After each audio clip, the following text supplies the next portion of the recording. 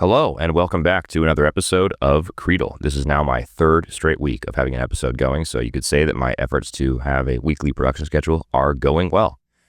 I was thinking about what to talk about today. I'm on the road. This is a solo podcast. I'm recording from a hotel room, so if it sounds different, my apologies.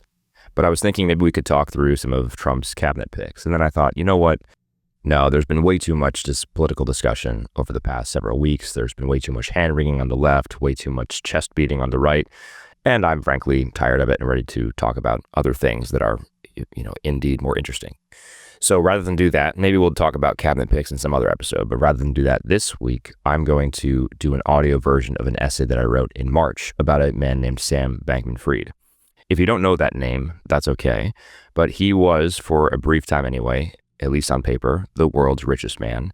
He ran a cryptocurrency futures exchange and a cryptocurrency research firm. And he was doing it all in the name of doing good. And I'll explain more about what I mean by that in this essay. But it all ended in absolutely spectacular failure when he was arrested for fraud. He has since, as of March of this year, been sentenced to 25 years in prison, and many of his colleagues testified against him. So it all went down in flames. He was someone who was bent on being the world's biggest philanthropist, and now he is serving a 25-year prison sentence. How exactly did that happen? That's what I want to explore in this essay. I hope you enjoy. One shout out before we do that, though. I recently did an election postmortem video, as you probably heard, and on YouTube, I got a great comment from Jake Fowler, longtime listener, who says, "This is the best intermittent podcast currently, parentheses, sometimes, running." Thanks for the shout out, Jake. Love the comment. I told my wife about that. She said, you have to share that on the podcast. That's hilarious and very accurate. So there we go. Jake, thanks so much for the shout out. Thanks for the encouragement. I'm going to try to be better than intermittently, sometimes, currently running. All right. Enjoy the show.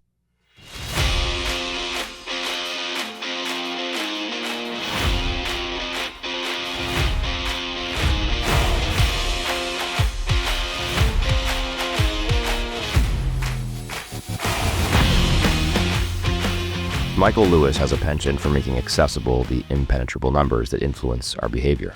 His 2010 book, The Big Short, explored the rise of the housing bubble in the mid-2000s before the epic collapse of the financial system, precipitated by the ubiquity of subprime mortgages. In 2015, he followed that up with Flash Boys, an exploration into high-frequency trading firms and the massive piles of cash that they were able to acquire by shaving nanoseconds off of stock exchange trades. In a similar vein, but making for much more delightful reading for myself, who's a fantastic baseball fan, or I should say a fanatic, not fantastic, a fanatic baseball fan, Moneyball told the story of the Oakland Athletics' path-breaking use of sabermetrics to bring postseason semi-success to a chronically underachieving and effectively broke franchise. They never, however, won the World Series. His latest installment is called Going Infinite, The Rise and Fall of the New Tycoon, and it is an exploration of cryptocurrency, effective altruism, and the man who tied the two together. To champions of either of those things, the book is a lament about what could and should have been. To those with a more accurate view of the world, it's akin to a Shakespearean morality play on human hubris and finitude. And by making this comparison, I don't mean to compare Michael Lewis's literary endeavors to Shakespeare's, but rather that the subject matter itself is a Shakespearean morality play of sorts. We have this tragic figure who tries to be a heroic figure. He's unable to do so, and he has a spectacular fall. So that hero of this laments, or you might say the calculating villain of the play, if you see it that way, is Sam Bankman-Fried, the 20-something wonderkind who started his own cryptocurrency futures exchange and trading firm to amass what was, at least on paper, the world's largest pile of wealth, all so that he could give it away to those who needed it. Except that's not what happened at all, or that's at least not all of what happened. After an opening prelude in the book about the chaos at FTX, the cryptocurrency trading firm, and Alameda, its twin research entity, Lewis dives into Sam Bankman-Fried's origin story. We learn that his childhood was remarkable. As a small child, his mother took him to Six Flags and, quote, hauled him dutifully from amusement to amusement before he asked, perplexed, "Are you having fun, Mom?"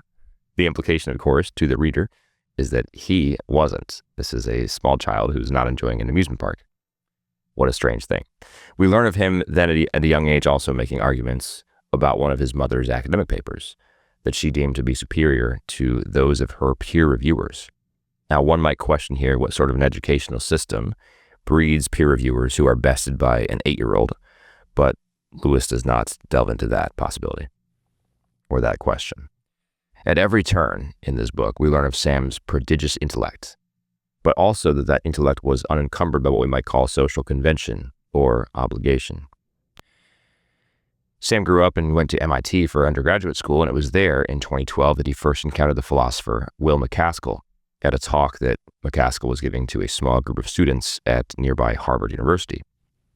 As Lewis describes it, MacAskill illustrated the binary choice that Sam and his fellow students faced. This choice was not, as you might suspect, a choice between committing good or committing evil in the world.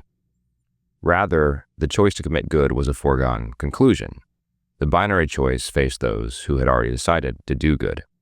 And that is the choice that faces only those who see all ethical actions as those which occur in a zero-sum, value-laden economy of goodness. What MacAskill told this group of people is that in this framework, your only real choice as a do-gooder is to be either a direct benefiter or a money maker. The former, the direct benefiters, are those who are on the front lines of charity work. Think about drilling wells in Uganda or working with Doctors Without Borders in Haiti. While the latter, the money makers, send their money to the former to maximize the impact of their efforts. Sam decided that he would go on the path of the money maker. Here's how Lewis recounts it in the book. MacAskill's argument struck Sam as simply right. He'd long ago already decided that a person should judge his life by its consequences. MacAskill had made those consequences both dramatic and quantifiable. He should maximize the number of lives he saved. Sam had bought in instantly, end quote.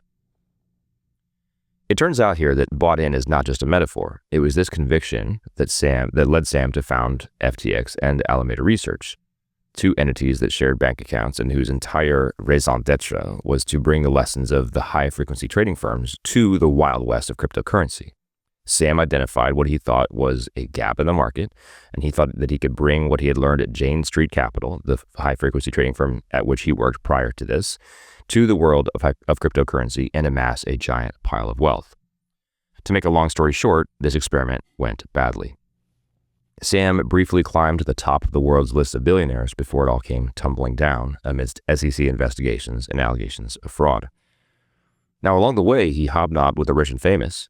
He maintained a secretive on and off again romantic relationship with one of his senior executives, and he's alleged to have absconded with client money for things like paying $100 million bribes to Chinese officials so that he could operate his high-frequency trading firm there in China. My interest here in this essay is not in recapitulating the spectacular fall of FTX and explain exactly how the money was used and how FTX and Alameda pooled their resources to make unacceptably risky bets on margin trades, or how Sam bamboozled his investors into giving him millions of dollars. My intention here in this essay is to ask a different question. If you want to know the answers to all those first questions about how, I encourage you to read Michael Lewis's book. He does a pretty good job explaining it, although there are also a lot of unanswered questions about where the money went. It really is a modern Icarus tale of flying too close to the sun. But in this essay, I'm more interested in asking why. Why is it that this man and his cadre of vegan-inclined do-gooders have ended up either in prison or testifying against each other in a massive fraud case that rivals that of Enron, and in fact, in sheer dollars involved, vastly exceeds the Enron scandal? Something obviously went very wrong. Sam's formation in the moral virtues appears to be fragmented and chaotic. His parents deliberately refused to marry. Lewis explains in a sidebar that this is in silent protest of the fact that their gay friends could not, and they half-heartedly celebrated Hanukkah until one year they simply forgot it. Sam thought the notion of Santa Claus to be about as realistic as Bugs Bunny, which was a conviction he inexplicably extended to the notion of God. Quote, "I never understood why people bothered pretending about this expletive," he condescendingly muttered later. Quote, "Mass delusions are a property of the world, as it turns out," end quote. That Sam lacked the self-awareness to make such a pronunciation while he hatched ill-fated plans to become the world's richest human is an accomplishment in itself. But we see at the conclusion of this illustration, this vignette of Sam, that he was someone who was who did not hold to a deontological view of the world. He certainly did not hold to a deistic view of the world. To him, we were all mere atoms colliding. There is no governing force in the universe. There is no higher power. It is really up to us to fully enact and instantiate all the good that will be.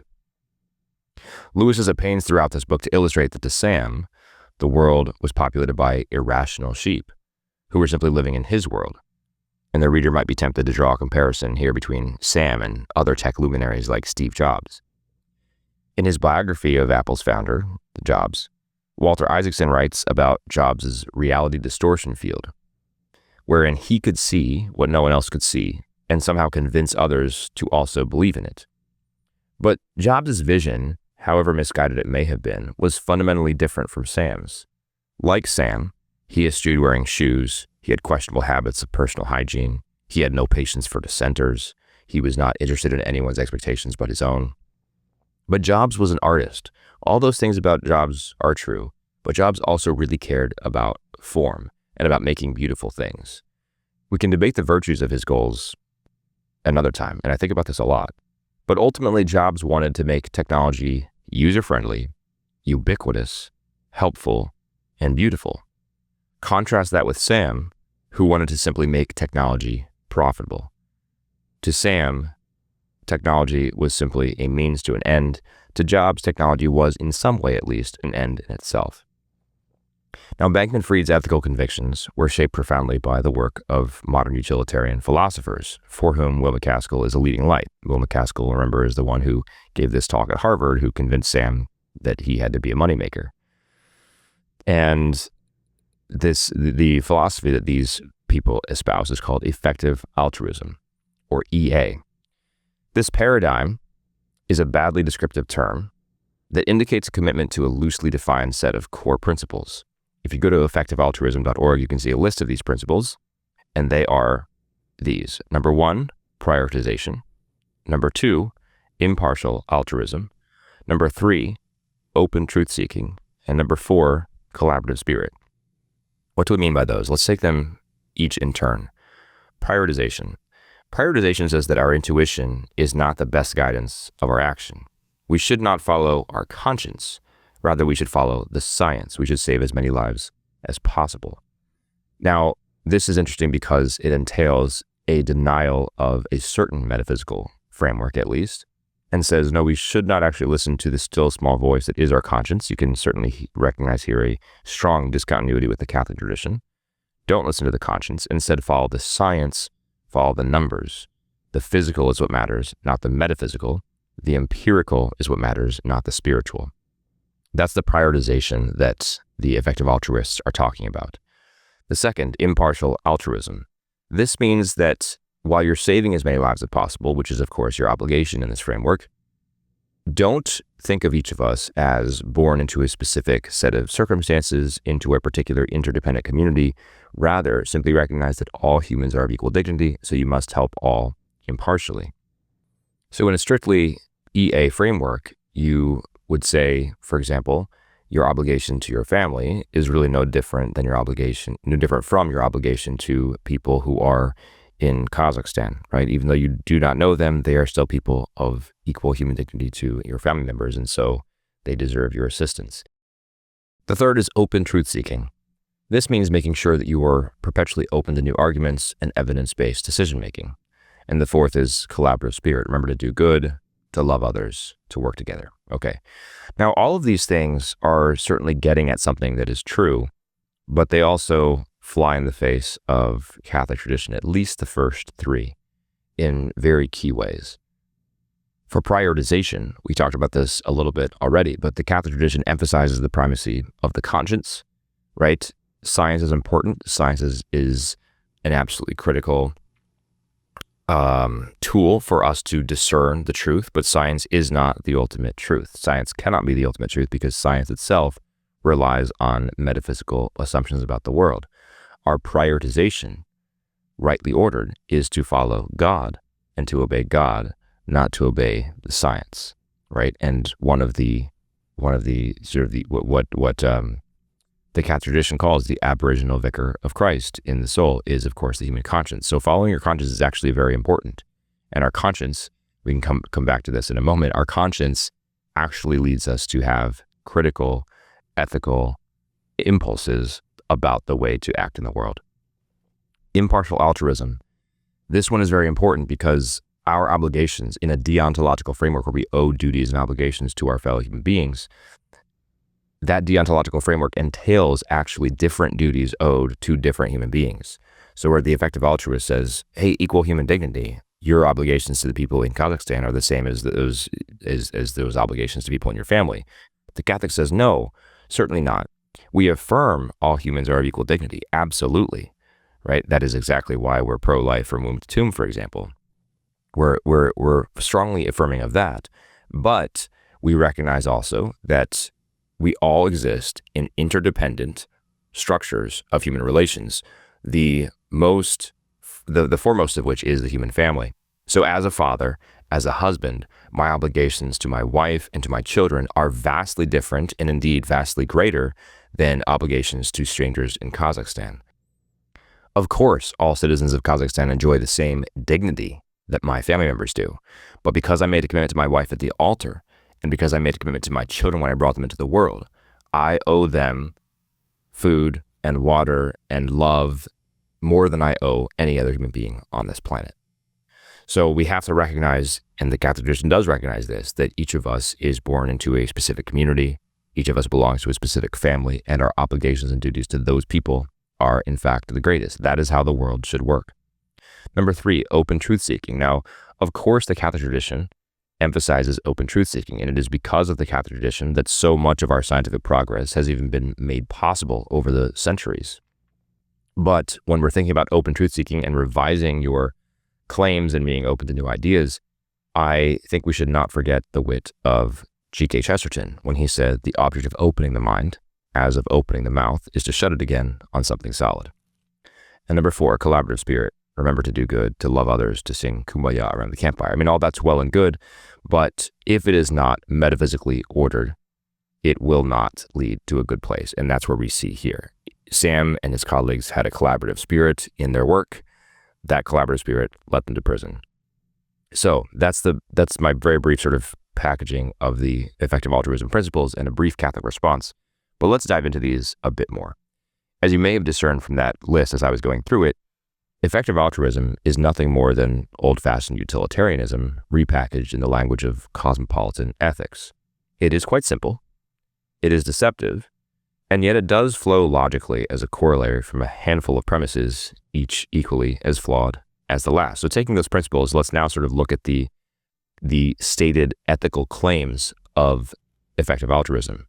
By ethical claims, I mean the claims that it makes about what a human being should do.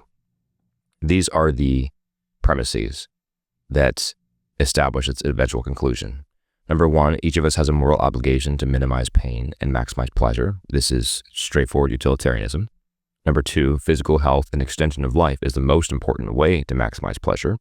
This world is all that there is, of course, in their view. And so if that's the case, then how do we maximize pleasure? Well, of course, we're going to make our lives healthier. We're going to make our lives longer. We're going to make our lives more free of pain. We're going to make our lives more fun. Those are the 4 ways that you do that. Number 3, value is the most effective way to positively affect pleasure, right? Because by creating value, we can develop new novel drugs and treatments for diseases that would otherwise diminish life expectancy. We can develop more comfortable ways of living in the world. We can develop ways of hitting the pleasure centers of our brain more effectively, better foods for nourishment to extend our lives, etc. That's all through value. Number 4, money is the most efficient form of value. If we're going to do those things, we need to have money to do them. And number 5, technology is instrumental to maximizing money. How do we maximize money? Well, think about Sam and his lessons at the high frequency trading firms. It's not simply, working hard and building a business, brick and mortar, and expanding and franchising, for example. That's the old school way of doing business.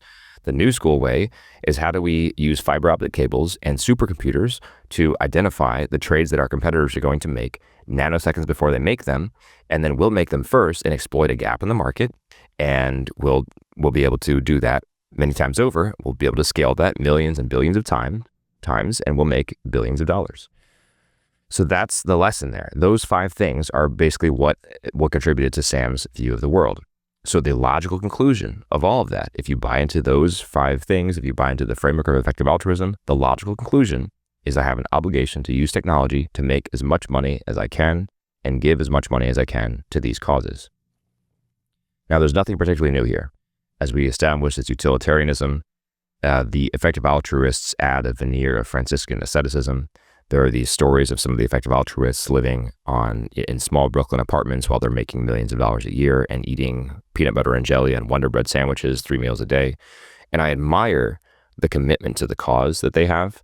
I do not admire the cause itself, but I can at least appreciate that there is this sort of Franciscan asceticism in the lives of some of them who are committed to a life of poverty so that they can make as much money as possible and be the moneymaker contributing to the direct benefiters. So I admire the impulse. At the same time, there's really nothing new here, and it is a surprisingly inelegant and bankrupt framework that still somehow is compelling to many people. In a 2022 article, The New Yorker profiled Will MacAskill, this British academic who initially steered Sam towards effective altruism. He's really known today as one of the key proponents, the leading lights of effective altruism. As the title of the article describes him, he is, quote, the reluctant prophet of effective altruism. Here's an excerpt from that article. But at 18, when he was first exposed to Famine, Affluence, and Morality, a 1972 essay by the radical utilitarian Peter Singer, MacAskill felt a slight click as he was shunted onto a track of rigorous and uncompromising moralism. Singer, prompted by widespread and eradicable hunger in what is now Bangladesh, proposed a simple thought experiment. If you stroll by a child drowning in a shallow pond, presumably you don't worry too much about soiling your clothes before you wade in to help. Given the irrelevance of the child's location, in an actual pond nearby or in a metaphorical pond 6,000 miles away, devoting resources to superfluous goods is tantamount to allowing a child to drown for the sake of a dry cleaner's bill. For about 4 decades, Singer's essay was assigned predominantly as a philosophical exercise. His moral theory was so onerous that it had to rest on a shaky foundation, and bright students were instructed to identify the flaws that might absolve us of its demands. MacAskill, however, could find nothing wrong with it. End quote. Now, I won't dive into all the problems with utilitarianism or the Singer principle per se, as I don't have the space to do so. But here I propose what I'll call the new Singer principle, which is glaringly simple and relies on our conscience to give us an impulse here. If your entire ethical framework is built upon the moral reasoning of an ethicist, in this case Peter Singer, who says that baby killing can in fact be a moral imperative, then your ethical framework is flawed. And if you want to read more about that, you can go to my essay and find a link where Singer actually advocates for this. I don't mean to be flippant, or at least not too flippant, to Will MacAskill and his fellow effective altruists. I do admire his Franciscan impulse to give to the poor, and we could all take a cue from him there. We should all do that more than we do. But the first principles from which effective altruism begins are teleologically bankrupt, which is to say, they're going nowhere. Utilitarians, including the effective altruists, reduce the questions of ethics to a series of do and do not propositions. They then base their answers to these propositions on an incalculable set of unknowable facts. For example, there are children drowning in lakes, or this mentally disadvantaged baby won't possibly have a good life, so we must kill it, or if you pay for a beer in Oxford, then a child in Africa will never be cured of their blindness. And they insist on the necessity, not the optionality, of acting in accordance with those answers. So let us briefly return to Peter Singer's hypothetical scenario about a child drowning in a pond. Does it follow that we are obligated to forego all material goods for the sake of drowning children in Bangladesh? No, of course not. I certainly can and should forego spending my mortgage money on a Louis Vuitton monstrosity that costs thousands of dollars, but I may have good reasons for purchasing a reasonable dress shirt at Kohl's, all in keeping with the life of virtue I'm trying to lead. Perhaps I'm attending church services or the funeral of a close friend, and of course those things entail a metaphysical view of the world, that God exists and God is real and the resurrection is real. But maybe I'm interviewing for a job to feed my family, and I think that if I get the job, I have a chance to provide for my family well, and I can provide food and water for them and a house to live in. And maybe I think that buying a dress shirt will improve my chances of getting this job. And I've made these decisions not because I have children or because I hate children in Bangladesh, but because I'm trying to work hard to fulfill my interdependent obligations to those in my community and in my family, and ultimately to love my neighbor. If I choose to forego paying the dry cleaner who cleans my shirt, or forego buying a shirt at all, could I save a child? Maybe, but there's no way to be certain. And in this hypothetical, there's not even a plausible mechanism of action. How exactly would sending $30 to Bangladesh save a drowning child? It is, however, obviously the case that I can use that $30 to help feed a dry cleaner's family, or pay a Kohl's employee's healthcare premiums. Now, neither of my objections to Singer's scenario even touches the calculation problem, which is how I would describe utilitarianism's fatal flaw. The summary of this problem is twofold. One, there's the calculation of happiness, which is qualitative, and that's fundamentally impossible.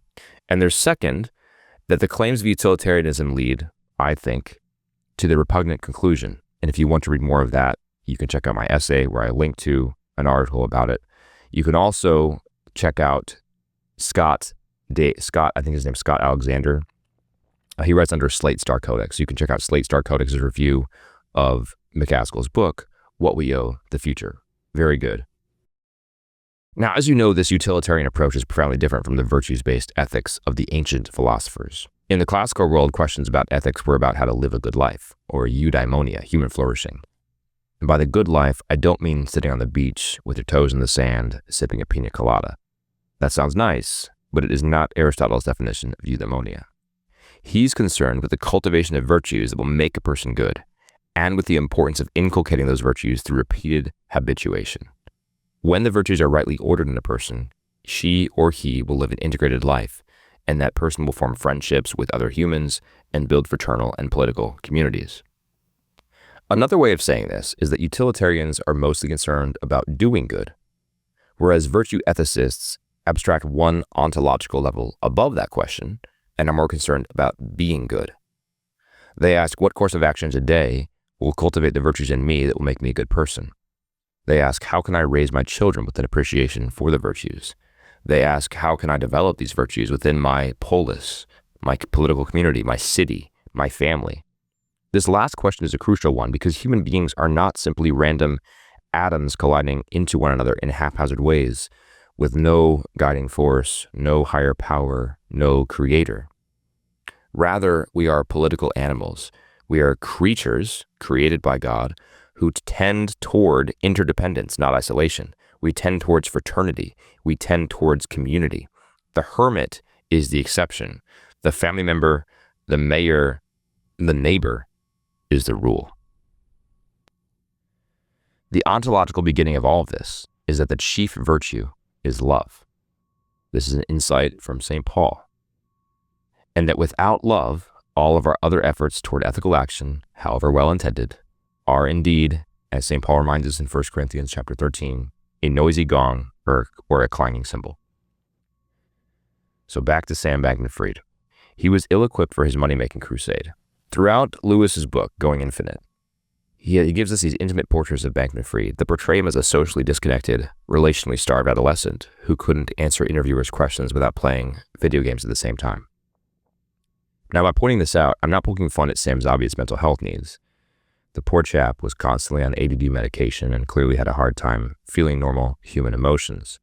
Instead, I'm suggesting that the ethical framework that he made his cause was hardly adequate to the task of forming him for the great task that he chose.